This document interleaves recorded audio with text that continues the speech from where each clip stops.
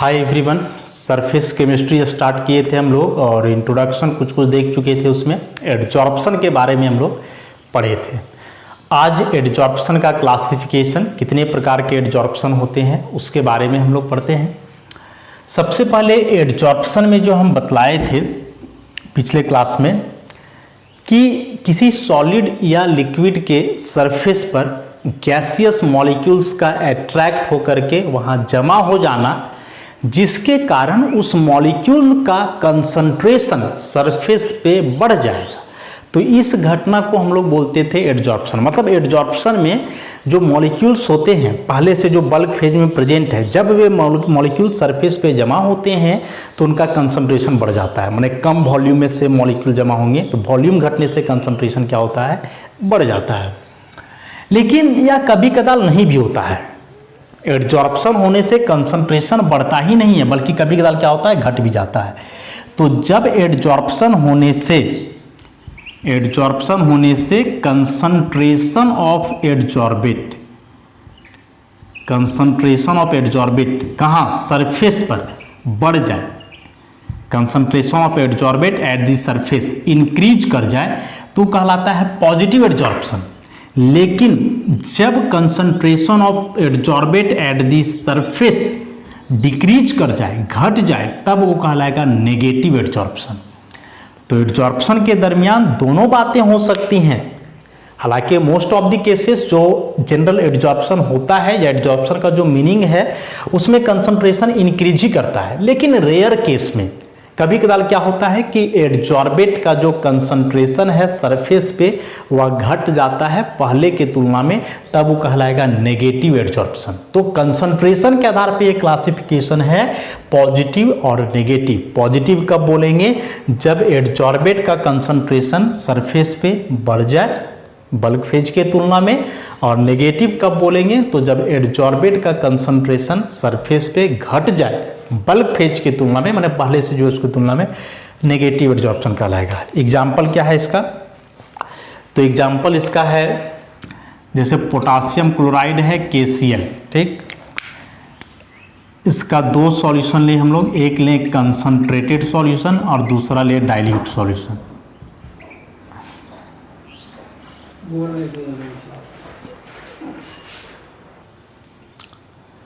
तो पॉजिटिव और negative adsorption का एग्जाम्पल में क्या बोले कि KCl पोटासियम क्लोराइड का एक कंसंट्रेटेड सॉल्यूशन है, दूसरा डाइल्यूट सॉल्यूशन। दोनों को क्या करना है, ब्लड चारकोल से एडजॉर्ब करवाना है। ब्लड चारकोल के बारे में डिस्कस किए थे पिछला क्लास में। तो जो इसका कंसंट्रेटेड सॉल्यूशन है KCl का, जब इसको ब्लड चारकोल के साथ सेक करोगे, हिलाओगे, मतलब इसका कंसंट्रेटेड सॉल्यूशन है उसमें ब्लड चारकोल मिला दो और उसको सेक करो, हिलाओ, तो ई शो करेगा पॉजिटिव एडजॉर्प्शन। मतलब इस केस में क्या होगा कि KCl का कंसंट्रेशन ब्लड चारकोल के सरफेस पे बढ़ जाएगा पहले की तुलना में, तो ई कहलाया पॉजिटिव एडजॉर्प्शन। लेकिन यदि इसके डाइल्यूट सॉल्यूशन को ब्लड चारकोल के साथ सेक करते हो, हिलाते हो, तो ये शो करेगा नेगेटिव एडजॉर्प्शन। मतलब इस केस में KCl का कंसंट्रेशन ब्लड चारकोल के सरफेस पे घट जाता है, डिक्रीज कर जाता है। तो एग्जाम्पल हुआ, यदि एग्जाम में आता है तो डेफिनेशन और एग्जाम्पल हम लोग लिख देंगे। तो ये दोनों जो क्लासिफिकेशन था पॉजिटिव और नेगेटिव, यह था कंसंट्रेशन के आधार पे। अब ये जो दो बात हम लोग बोल रहे हैं, एडजॉर्बेंट और एडजॉर्बेट, कि एडजॉर्बेट के मॉलिक्यूल्स एडजॉर्बेंट का सरफेस पे जाके जमा होते हैं। ये जमा होने का मतलब क्या हुआ, जमा होने का मतलब क्या हुआ, जैसे ये मान लें कि एडजॉर्बेंट है जो अपना सरफेस प्रोवाइड कर रहा है, और इधर मान लो कि ये गैसियस मॉलिक्यूल्स हैं एडजॉर्बेट, ठीक। एडजॉर्प्शन हो रहा है, एडजॉर्प्शन हो रहा है, तो एडजॉर्प्शन हो रहा है इसका मतलब कि ये मॉलिक्यूल सब आकर के यहाँ सरफेस पे जमा हो जाएंगे। अच्छा, तो सरफेस पे जमा होने का मतलब क्या हुआ ना कि यह जो एडजॉर्बेंट है और ये जो एडजॉर्बेट है इसके बीच अट्रैक्टिव फोर्स डेवलप हुआ है, अट्रैक्टिव फोर्स डेवलप हुआ है। और वही एट्रैक्टिव फोर्स के मदद से जो है ना ये एडजॉर्बेंट के मॉलिक्यूल्स एडजॉर्बेंट के सरफेस पे जाकर के जमा हो जाते हैं। तो इस एट्रैक्टिव फोर्स के आधार पे एडजॉर्प्शन को दो भाग में बांटा गया है। यदि यह एट्रैक्टिव फोर्स बहुत वीक हो मतलब फेंडरवाल फोर्स हो, फेंडरवाल्स फोर्स हो, तो इसको हम लोग बोलते हैं फिजिकल एडजॉर्प्शन। क्या बोलते हैं? फिजिकल एडजॉर्प्शन, या इसी को हम लोग बोलते हैं फिजिसॉर्प्शन, संक्षेप में, शॉर्ट में। लेकिन यदि यह एट्रैक्टिव फोर्स कोई स्ट्रॉन्ग फोर्स हो, स्ट्रॉन्ग फोर्स मतलब किसी प्रकार का केमिकल बॉन्ड बन जाता हो, केमिकल बॉन्ड बन जाता हो, तब फिर इसको हम लोग बोलते हैं केमिकल एडजॉर्प्शन, या संक्षेप में इसको हम लोग बोलते हैं केमिसॉर्प्शन, केमिसॉर्प्शन। तो फिर से एक बार इसको हम लोग रिवाइज कर लेते हैं। एडजॉर्बेंट और एडजॉर्बेट के बीच एक एट्रैक्टिव फोर्स डेवलप होता है, उसी एट्रैक्टिव फोर्स के मदद से एडजॉर्बेंट के मॉलिक्यूल्स एडजॉर्बेंट के सरफेस पर जाकर के जमा होते हैं। अब ये जो एट्रैक्टिव फोर्स जो डेवलप हो रहा है, इसके आधार पे, इसके नेचर के आधार पे कि यह वीक है या स्ट्रॉन्ग। यदि वीक फोर्स है, वीक फोर्स मतलब जनरली वेंडरवाल फोर्स होगा, तो उसको बोलते हैं फिजिकल एडजॉर्प्शन या फिजिसॉर्प्शन।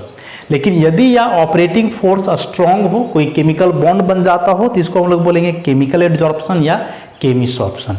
तो if the molecules of adsorbent held on the surface of adsorbent through weak van der Waals forces, then it is called physical adsorption or physisorption. And if the molecules of adsorbent held on the surface of adsorbent through a strong chemical bond, covalent bond वगैरह कुछ हो सकता है, then it is called chemical adsorption or chemisorption.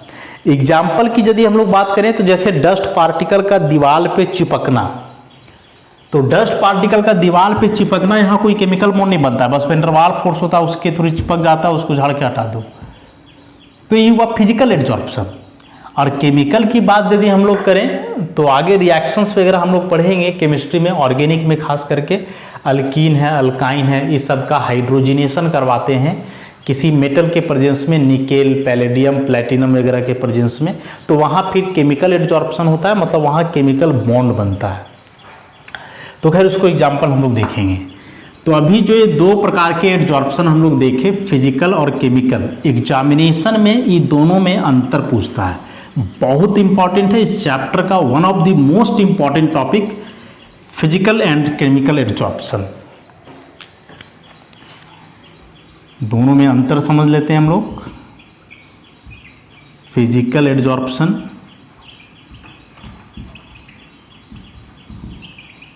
इसी को हम लोग बोल रहे हैं फिजिसॉर्प्शन, और दूसरा केमिकल एडजॉर्प्शन, और इसी को हम लोग बोलेंगे केमिसॉर्प्शन। क्या अंतर है?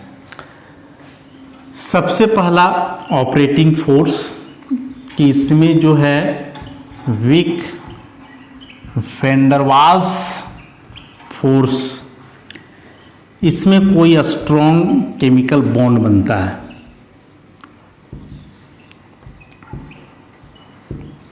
ठीक, अब जब कभी भी दो सिस्टम के बीच कोई एट्रैक्टिव फोर्स डेवलप हो, एट्रैक्शन हो, तो एट्रैक्शन होने से हमेशा सिस्टम का एनर्जी घटता है।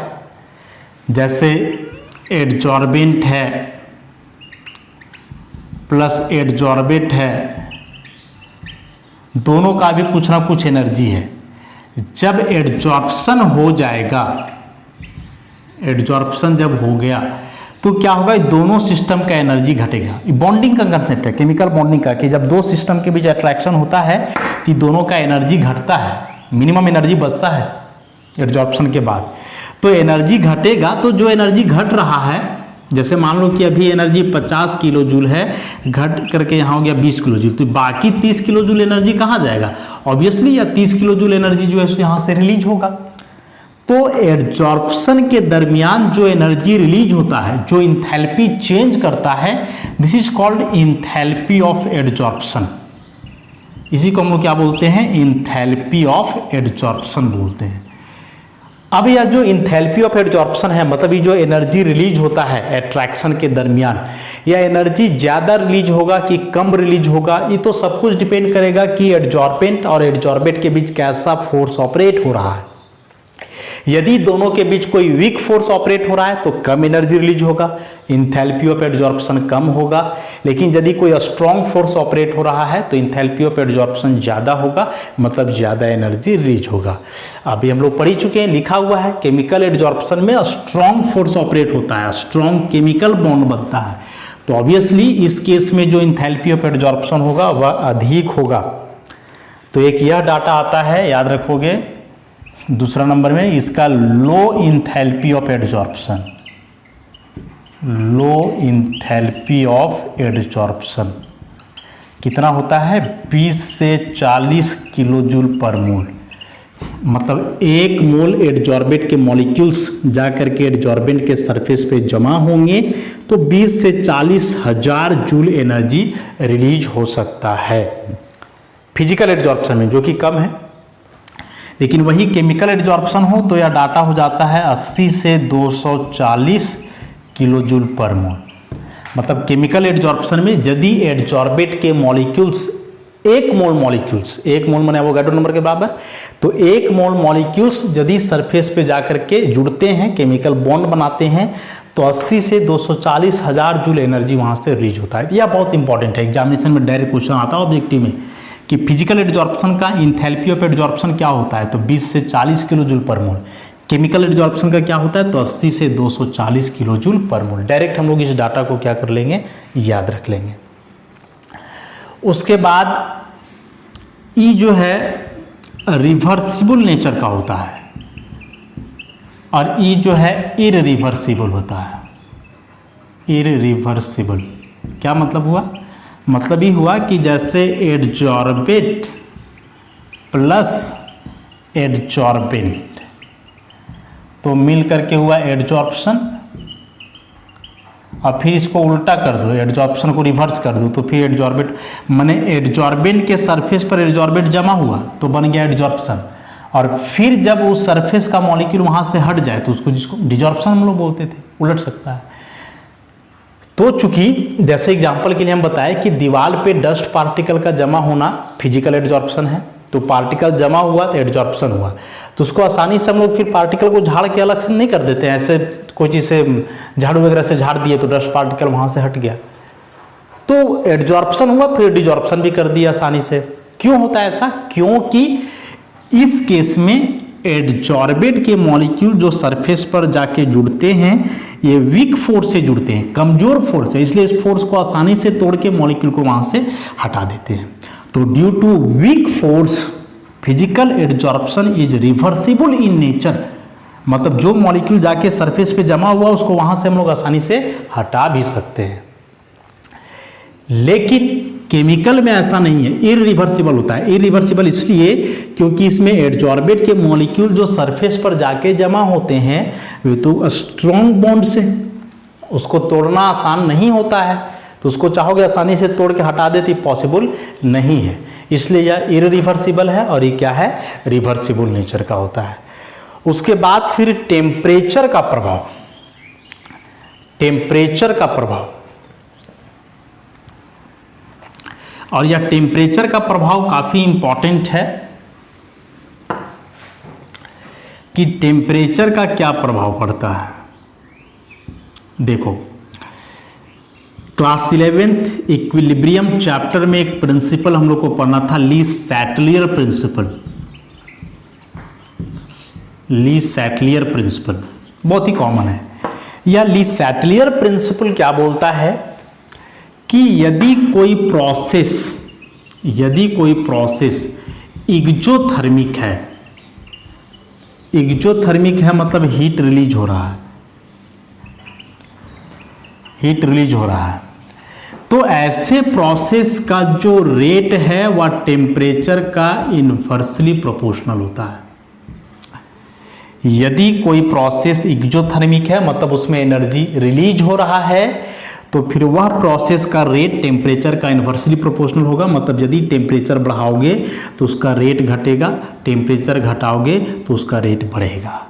अब चूंकि हम लोग एडजॉर्प्शन में पढ़े हैं कि एडजॉर्प्शन जो होता है एक्सोथर्मिक नेचर का है, मतलब एडजॉर्प्शन के दरमियान एनर्जी रिलीज होता है। तो एनर्जी रिलीज होने का मतलब क्या कि सिस्टम के पास पहले से एनर्जी ज़्यादा है, इसलिए वह एनर्जी रिलीज कर रहा है और अपना एनर्जी को मिनिमाइज कर रहा है, तब एडजॉर्प्शन हो रहा है। अब इस केस में तुम और बाहर से टेम्परेचर दोगे, टेम्परेचर बढ़ाओगे, तो टेम्परेचर बढ़ाने से सिस्टम का एनर्जी और इंक्रीज करेगा। सिस्टम एनर्जी घटाना चाह रहा है और तुम टेम्परेचर बढ़ा करके उसके एनर्जी को बढ़ाना चाह रहे हो, तो ऑब्वियसली रेट क्या होगा, घटेगा। सिस्टम तो ऑलरेडी एनर्जी लूज करना चाह रहा है ना, क्योंकि उसके पास एनर्जी ज़्यादा है, तो एनर्जी ज़्यादा है इसलिए वो कम करना चाह रहा है, और तुम फिर टेम्परेचर बढ़ा करके उसके एनर्जी को बढ़ा रहे हो, तो इस केस में रेट क्या होगा, घटेगा। तो फिजिकल और केमिकल दोनों प्रकार के जो एडजॉर्प्शन होते हैं उनका रेट टेम्परेचर के साथ इन्वर्सली डिपेंड करता है। ओवरऑल जो है रेट घटता ही है, लेकिन फिजिकल एडजॉर्प्शन में क्या होता है कि रेट डायरेक्ट डिक्रीज कर जाता है, जैसे ही बढ़ाओगे तुरंत घटने लगेगा। और इसमें होता है कि टेम्परेचर बढ़ाने से थोड़ा सा पहले इंक्रीज करता है वो केमिकल बॉन्ड का नेचर के आधार पे, और उसके बाद फिर इसका रेट डिक्रीज करता है। लेकिन अल्टीमेटली फाइनली फिजिकल एडजॉर्प्शन हो चाहे केमिकल, दोनों का रेट टेम्परेचर बढ़ाने से घटता है। क्यों घटता है वह बता दिए, क्योंकि दोनों एक्सोथर्मिक नेचर का होता है। इसीलिए बताया फिजिकल एडजॉर्प्शन का कि गर्मी के दिनों में जो है ना वह दीवार पे कम पार्टिकल चिपकते हैं, दीवार पे कम धूलकण चिपकेगा।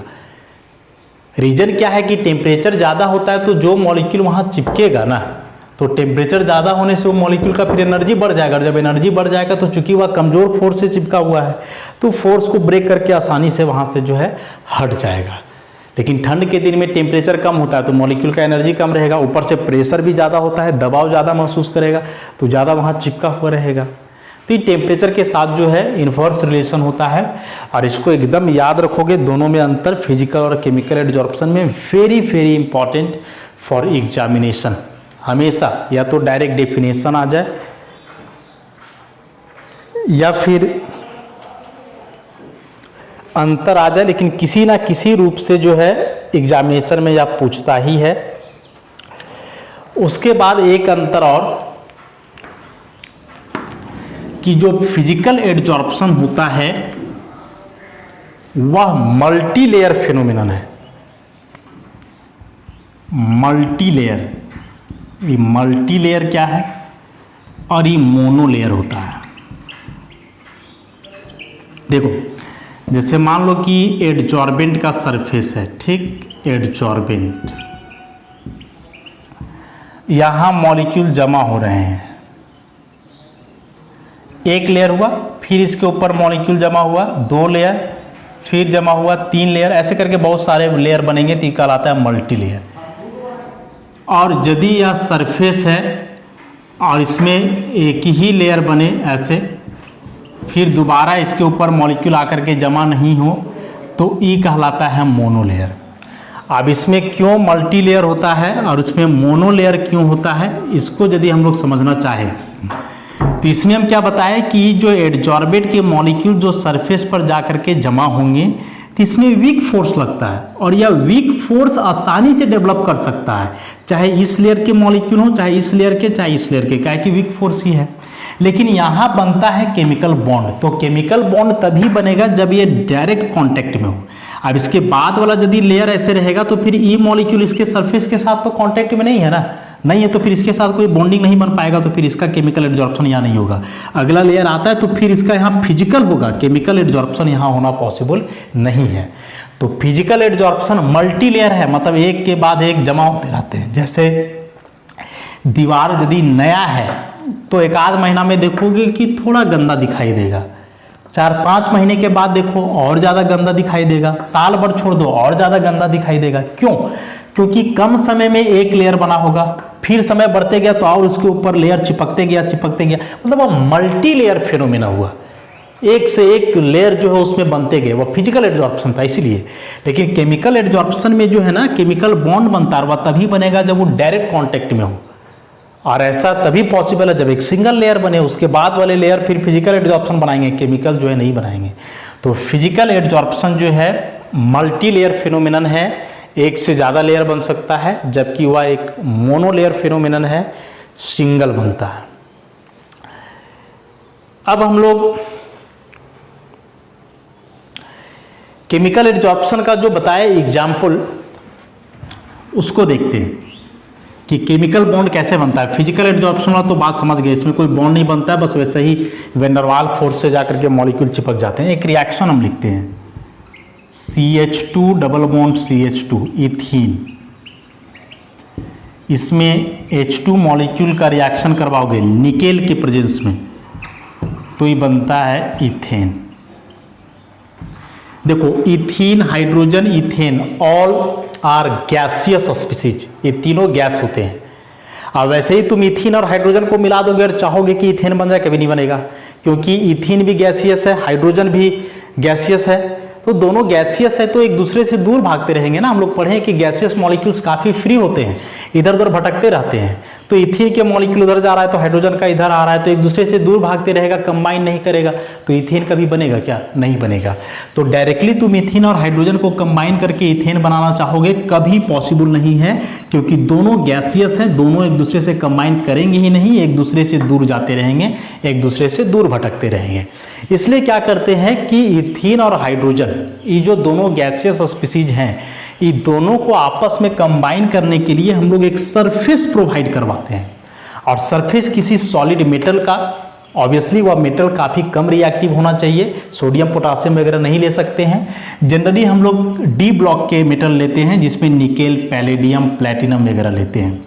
अब क्या होता है सो देखो, जैसे मान लो कि निकेल ले ले, ठीक, या निकेल मेटल है, तो निकेल मेटल है मतलब इसमें निकेल के बहुत सारे एटम्स होंगे और ये इसका सरफेस हुआ। तो सबसे पहले क्या होगा कि दोनों मॉलिक्यूल जा करके यहाँ एडजॉर्ब होंगे, मतलब ये मॉलिक्यूल को बैठने का, जमा होने का एक साधन मिला, एक सरफेस मिल गया ऐसे। तो मान लो कि इथीन का मॉलिक्यूल है ऐसे, ठीक, और उसी प्रकार से मान लो कि ये दोनों हाइड्रोजन का मॉलिक्यूल है H2 और ये H2। अभी सिंपली केवल जमा हुआ है, फिजिकल एडजॉर्प्शन हुआ है, बाद में फिर केमिकल एडजॉर्प्शन होता है। केमिकल एडजॉर्प्शन कैसे होता है कि जो निकेल के एटम्स हैं, ये निकेल के एटम के साथ ही जो H2 का मॉलिक्यूल है ना ऐसा, तो क्या होगा कि आपस का बॉन्ड इधर से धीरे धीरे ब्रेक करेगा और ये निकेल के एटम के साथ बनेगा।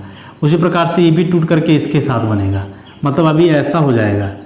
इसको दिखाओगे तो फिर ये पार्शियल बॉन्ड इधर, पार्शियल इधर, और फिर ये पार्शियल बॉन्ड इधर, ऐसा। फाइनली यह बॉन्ड पूरी तरह से ब्रेक करेगा और ये इधर बॉन्ड बन जाएगा और ये फिर ये इधर बन जाएगा ऐसा। तो देखो निकेल यहाँ हाइड्रोजन के साथ जो है केमिकल बॉन्ड से जुड़ रहा है। एक प्रकार से इसको जो है हम लोग कोवलेंट बॉन्ड के कैटेगरी में रख सकते हैं। प्योर आयनिक नहीं हुआ, प्योर कोवलेंट भी नहीं हुआ, पोलर कोवलेंट बॉन्ड इसको हम लोग बोल सकते हैं। तो केमिकल बॉन्ड बन रहा है यहाँ। अब जब ये H2 मॉलिक्यूल टूट जाएगा हाइड्रोजन एटम में, निकेल के सरफेस के साथ ही हाइड्रोजन केमिकल बॉन्ड से जुड़ जाएगा, तब क्या होगा कि जो इथीन का मॉलिक्यूल है फिर जाकर के ये हाइड्रोजन इस कार्बन के साथ बॉन्ड बनाएगा और ये फिर जाकर के इसके साथ बॉन्ड बनाएगा। तो ये सारा काम निकेल का सरफेस पर ही होगा। अभी निकेल है यहाँ, अब देखो जब एक हाइड्रोजन इधर से जुड़ेगा और एक इधर से जुड़ेगा तो फिर ये बदलते जाएगा, 3-3 हाइड्रोजन में कन्वर्ट हो जाएगा ऐसे। तो ये हाइड्रोजन अपना एक इलेक्ट्रॉन इधर से लेके गया और ये कार्बन कार्बन के बीच डबल बॉन्ड है तो ये अपना एक इलेक्ट्रॉन दिया, तो एक इलेक्ट्रॉन इधर एक इलेक्ट्रॉन इधर मिलकर के 2 इलेक्ट्रॉन, एक बॉन्ड बन गया यहाँ हाइड्रोजन के साथ। उसी प्रकार से पाई का एक इलेक्ट्रॉन ये कार्बन लगाया और एक इलेक्ट्रॉन ये हाइड्रोजन लेकर के गया तो एक बॉन्ड यहाँ बन गया। तो ये इथेन मॉलिक्यूल जो बना वो कहाँ बना है? अभी भी निकेल का सरफेस पे ही बना है। और फिर फाइनली यहाँ से डिजॉर्प्शन होगा, तो डिजॉर्प्शन होने से निकेल अलग और ये इथेन का मॉलिक्यूल अलग। तो यहाँ मेन हम लोग को देखना था केमिकल एडजॉर्प्शन वाला बात कि जो हाइड्रोजन मॉलिक्यूल निकेल सरफेस पे पहले जमा हुआ, एडजॉर्प्शन हुआ उसका, फिर वह डिसोसिएट किया, टूट गया एटम्स में और जाकर के केमिकल बॉन्ड बनाया निकेल के सरफेस के साथ, निकेल के एटम के साथ, और तब जाकर के फिर रिएक्शन हुआ, प्रोडक्ट बना और फिर वहाँ से डिजॉर्प्शन हो गया। तो यह था फिजिकल और केमिकल एडजॉर्प्शन, बहुत इंपॉर्टेंट। हर वर्ष इस टॉपिक से क्वेश्चन ऑब्जेक्टिव सब्जेक्टिव किसी भी प्रकार से आना ही है, इसलिए इसको ढंग से पढ़ोगे, समझाए भी उसी प्रकार से, बस नोट से एक बार लाइन बाय लाइन जरूर पढ़ लोगे। तो आज हम लोग यहीं समाप्त करते हैं, बाकी बचा हुआ पार्ट फिर आगे का लेक्चर्स में हम लोग देखेंगे। धन्यवाद।